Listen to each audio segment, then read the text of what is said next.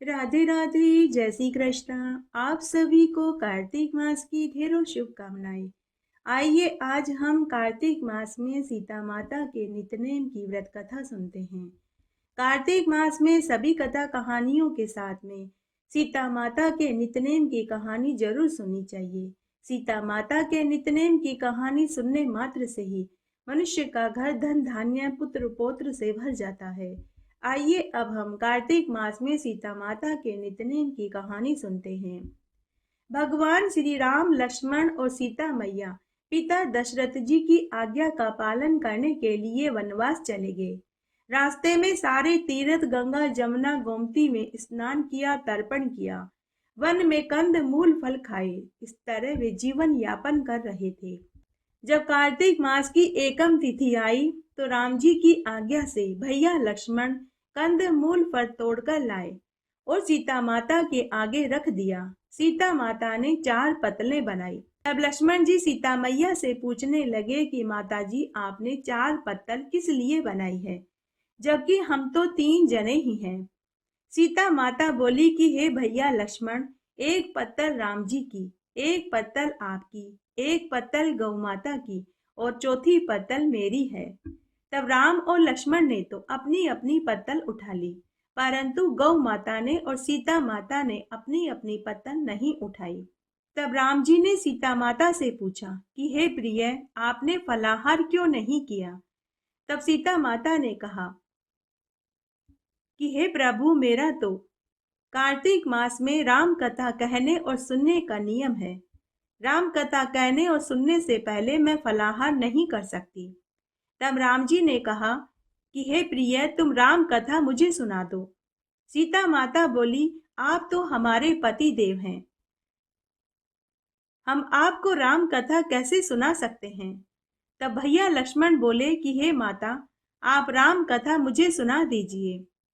तब सीता माता लक्ष्मण से बोली कि हे भैया लक्ष्मण, आप तो शादीशुदा देवर हैं, औरतों की बातें औरतें ही जाने। तब लक्ष्मण विचार करने लगे कि इस घने वन में औरतें कहाँ से आएगी। तब लक्ष्मण जी ने धरती पर एक माया नगरी बसा दी। उस नगरी में सभी चीजें जैसे महल मालिया बर्तन कपड़े काम करने की सभी चीजें सोने की थी। उस नगरी का नाम उन्होंने सोने की नगरी रख दिया।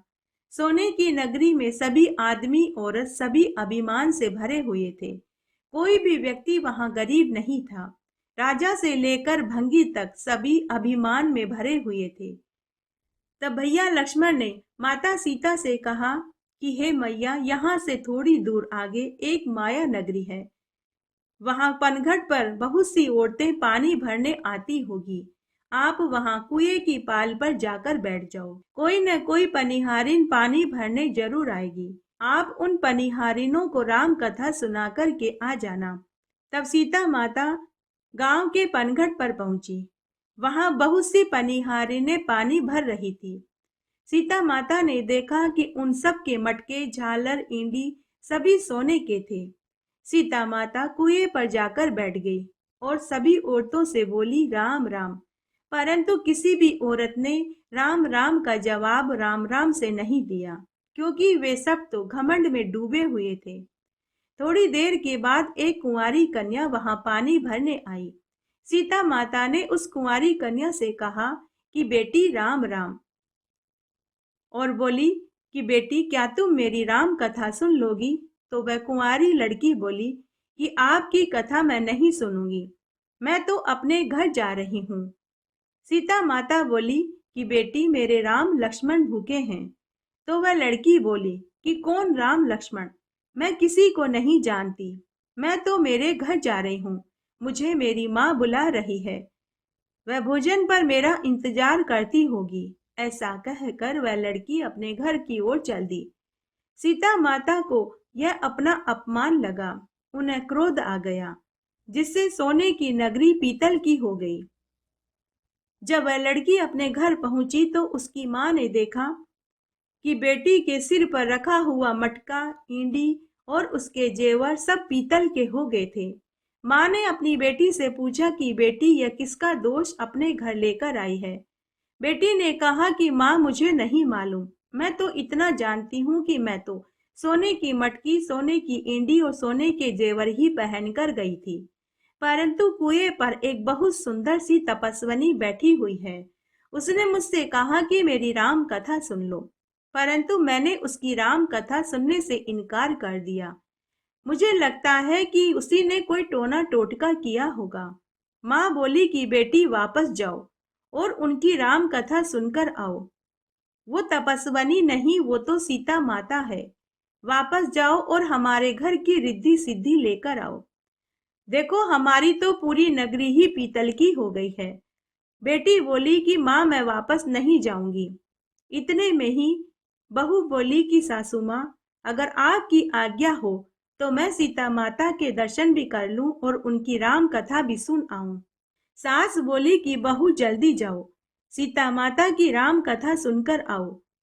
देखो, हमारे तो गहने कपड़े, मटकी ईंडी सभी पीतल के हो चुके हैं। उसके बाद बहू कुएं पर जाकर बैठ गई। वह कुएं में से पानी भरती और पुनः मटका कुएं में खाली कर देती। ऐसा उसने 3-4 बार किया। सीता माता बहू को देख रही थी। तब सीता माता ने बहू से कहा कि तुम्हारे घर में कोई कामकाज नहीं है क्या, जो तुम बार बार पानी भरती हो और पुनः पानी कुएं में ही उड़ेल देती हो। तो बहू बोली, माताजी मैं तो अपने घर का सारा काम निपटा करके आई हूँ। तब सीता माता बोली कि तूने मुझे माताजी कहा। यह सुनकर मेरा मन खुशी से भर उठा। अगर तेरे पास समय है तो क्या तू मेरी राम कथा सुन लेगी? मेरे राम लक्ष्मण घर पर भूखे बैठे हैं। बहू बोली, माताजी मैं आपकी राम कथा जरूर सुनूंगी। आप मुझे अपनी राम कथा सुनाइए। तब सीता माता राम कथा सुनाने लगी। वह राम कथा इस तरह थी। चंदन की चौकी, मोतियों का हार, राम कथा हमारे गले का हार। राम ध्याऊं, राम मनाऊं, राम कहे तो परदेश जाऊं। सीता माता ने बहू से कहा कि तूने मेरी इज्जत रखी, भगवान तेरी इज्जत रखेंगे। तूने मृत्युलोक में मेरी सहायता करी, स्वर्ग लोक में भगवान तेरी सहायता करेंगे। तब सीता माता ने राम कथा सुनाई। बहू राम कथा सुनने लगी और बीच बीच में हुक्कारा भरने लगी।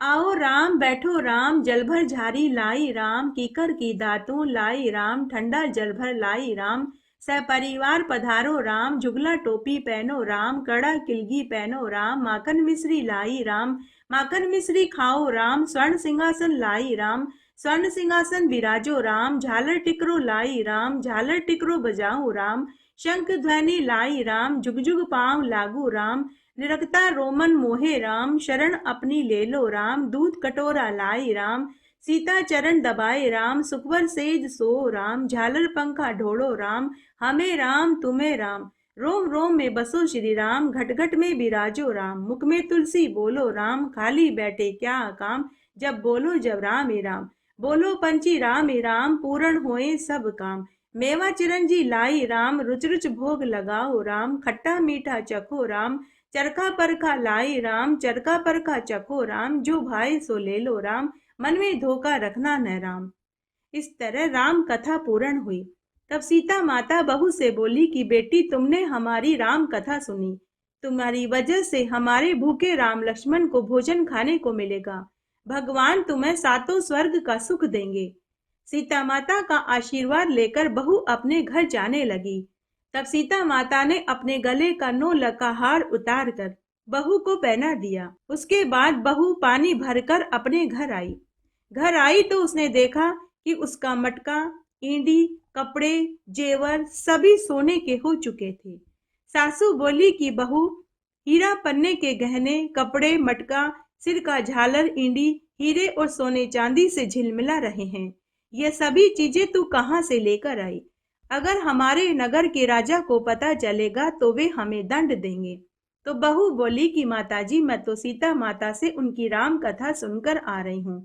उनकी ही कृपा से और आशीर्वाद से यह सब हुआ है। सास बोली कि बहू, अब तो तुम रोज राम कथा सुनने जाया करो। अब बहू रोज सीता माता के पास राम कथा सुनने जाने लगी। इस तरह सुनते सुनते 1 साल पूरा हो गया। तब एक दिन सीता माता ने बहू से कहा कि बेटी तुमने 1 साल तक राम कथा सुनी है, इस राम कथा का पूरा फल पाने के लिए इसका तुम्हें उद्यापन करना चाहिए। तब बहू सीता माता से पूछने लगी कि हे माता जी, अब आप ही बताइए कि राम कथा के कहानी का उद्यापन कैसे करते हैं। तब सीता माता बहू से बोली कि बेटी, 7 लड्डू, 1 नारियल लेना, फिर उनके 7 भाग करना, 1 भाग मंदिर में चढ़ाना तो तुम्हें मंदिर बनवाने जितना फल मिलेगा, 1 भाग तालाब पर चढ़ाना तो तुम्हें तालाब खुदवाने जितना धर्म मिलेगा, 1 भाग भागवत पर चढ़ाना तो तुम्हें भागवत सुनने जितना फल मिलेगा, 1 भाग तुलसी पर चढ़ाना तो तुम्हें तुलसी शालिग्राम विवाह करवाने जितना फल मिलेगा, 1 भाग कुंवारी कन्या को देना तो तुम्हें कन्यादान करने जितना फल मिलेगा, 1 भाग ब्राह्मण को देना तो तुम्हें ब्राह्मण को भोजन खिलाने जितना फल मिलेगा, 1 भाग सूर्य नारायण भगवान को चढ़ाना तो तुम्हें 33 कोटि देवी देवताओं को भोग खिलाने जितना फल मिलेगा। बहू उसी समय भागी भागी घर आई, 7 लड्डू और 1 नारियल लेकर आई। उनके 7 बराबर के भाग करे, 1 भाग मंदिर में, 1 तालाब में, 1 भाग भागवत पर, 1 तुलसी क्यारे में, 1 कन्या को, 1 ब्राह्मण को और 1 सूर्य नारायण भगवान को चढ़ा दिया। सूर्य नारायण भगवान को भोग लगाते ही 33 कोटि देवी देवताओं ने भोग को स्वीकार कर लिया। अब बहू फिर से माता सीता के पास आई और बोली कि माता जी, मैंने आपके कथना अनुसार राम कथा के कहानी का उद्यापन कर दिया। सीता माता बोली कि बेटी, बहुत अच्छा, अब तुम यहाँ बैठ जाओ। 7 दिन के बाद बैकुंठ धाम से तुम्हें लेने के लिए देव विमान आएगा। उसके बाद 7 दिन बाद बैकुंठ धाम से एक देव विमान रिमझिम करता हुआ आया। बहू बोली कि सासू जी, बैकुंठ से देव विमान आया है, आप भी मेरे साथ चलिए। सासू बोली कि बहू, मैं अकेली कैसे जाऊं? अपने ससुर को ले ले, माता पिता को ले ले, भाई बंधु कुटुंब कबीले को ले ले, अड़ोसी पड़ोसी को ले ले। बहू ने सबको विमान में बैठा लिया। विमान फिर भी खाली था। इतने में ही ननद भागी भागी आई और अपनी भाभी से बोली कि भाभी, मुझे भी विमान में बैठा लो। तब माता सीता ने देखा। तब माता सीता ने बहू से कहा कि बेटी, विमान में जगह नहीं है। बहू सीता माता से बोली कि माता जी, हमारी ननद रानी को भी बैठा लो। सीता माता बोली कि तुम्हारी ननद तो घमंड से भरी हुई है, हमारा विमान तो कच्चे धागे से बना हुआ है, अगर यह विमान में बैठेगी तो कच्चा डोरा टूट जाएगा। ननद बोली, भाभी जी, मैं यहाँ अकेली कैसे रहूं? अकेली रहूंगी तो सांप बिच्छू मुझे खा जाएंगे। तो भाभी अपनी ननद से बोली कि ननद वाइसा, सबको अपनी करनी का फल भोगना पड़ता है, आपको अपनी करनी का फल भोगना ही पड़ेगा। मैं अपने अच्छे कर्मों से सीता माता के साथ बैकुंठ लोक में जा रही हूँ। इतने में बहू अपने पति देव के साथ विमान में विराजमान हो गई। यह देख नगर के सभी लोग एकत्र हो गए और पूछने लगे कि बहू, तुमने कौन सा धर्म कर्म किया, कौन सा व्रत उपवास किया, जो सीता माता के साथ तुम विमान में बैकुंठ लोक में जा रही हो? क्या तुमने रामायण का पाठ किया, गीता जी का पाठ किया, या अखंड पुण्य किया, या फिर तुमने रात्रि जागरण किया, जिससे कि स्वर्ग से विमान तुम्हें लेने आया है? तो बहू बोली कि मैंने तो केवल सीता माता से 1 साल तक राम कथा सुनी थी और उद्यापन किया था। उसी से मैं सीता माता के साथ देव विमान में बैठकर बैकुंठ लोक जा रही हूँ। तब नगर के लोग कहने लगे कि बहू, राम कथा तुम हमें भी सुना दो। बहू ने सबको राम कथा सुनाई।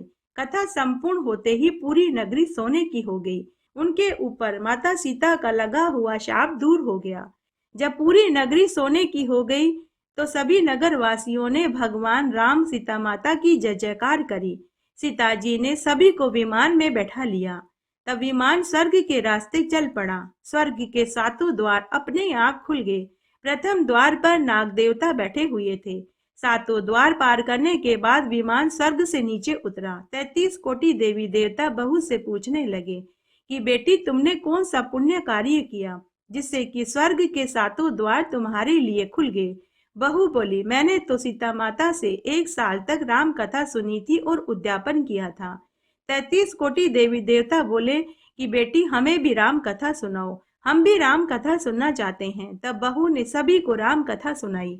आओ राम, बैठो राम, जल भर झारी लाई राम, कीकर की दातों लाई राम, ठंडा जल भर लाई राम, सपरिवार पधारो राम, जुगला टोपी पहनो राम, कड़ा किलगी पहनो राम, माखन मिश्री लाई राम, माखन मिश्री खाओ राम, स्वर्ण सिंहासन लाई राम, स्वर्ण सिंहासन विराजो राम, झालर टिकरो लाई राम, झालर टिकरो बजाओ राम, शंख ध्वनि लाई राम, जुग जुग पांव लागू राम, निरखता रोमन मोहे राम, शरण अपनी ले लो राम, दूध कटोरा लाई राम, सीता चरण दबाए राम, सुखवर सेज सो राम, झालर पंखा ढोड़ो राम, हमें राम तुम्हें राम, रोम रोम में बसो श्री राम, घट घट में विराजो राम, मुख में तुलसी बोलो राम, खाली बैठे क्या काम, जब बोलो जब राम ए राम, बोलो पंची राम ए राम, पूर्ण होए सब काम, मेवा चिरंजी लाई राम, रुच रुच भोग लगाओ राम, खट्टा मीठा चखो राम, चरखा परखा लाई राम, चरखा परखा चखो राम, जो भाई सो ले लो राम,